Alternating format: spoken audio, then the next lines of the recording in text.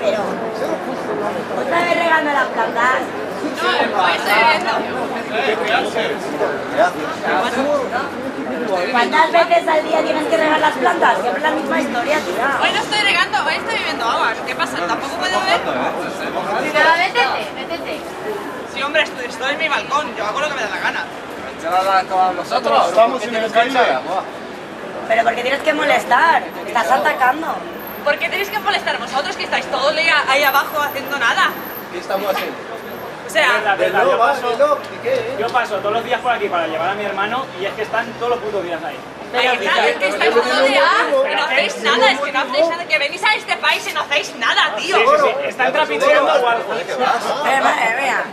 No hacéis nada. ¿Y tú qué haces en la vida? ¿Tú qué haces? Tirar agua a la gente. Vigilándolos todo el día. Lo que piensas, tirar agua a la gente, eso es lo que haces. Es que venís a este país y solo vendéis drogas, solo sabéis... A ver, ¿tú has visto las noticias que acaban de pegar unos cuantos tiros a la gente? ¿Tú has visto las noticias de esta semana? Pues que no crucen, Sí, claro ¿Tú que te crees que quieren venir? Creo que ¿Crees vives en quieren un venir? mundo falso. Pero si no hay trabajo ni para los Es un mundo españoles falso, aquí. lo sabes. Mira, cogen los trabajos que no sabéis hacer nada, que sois... Pero si ya no hay. Si es que ya no hay. Que os vayáis de aquí, Ya que no hay me de eso. molestáis, que estoy ahí viendo la tele y Aparte estáis que aquí os veo- hablando y me estáis poniendo de los putos Pegan nervios, tío. con la pelota de mi mata, Escúchame, Ahí. Guapa, a que se lo merece.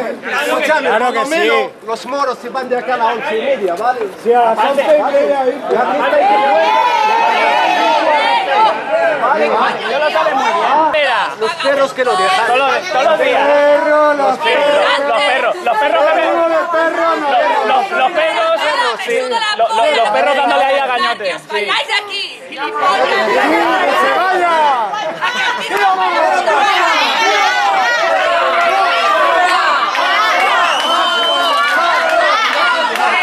¡Vete a tu casa!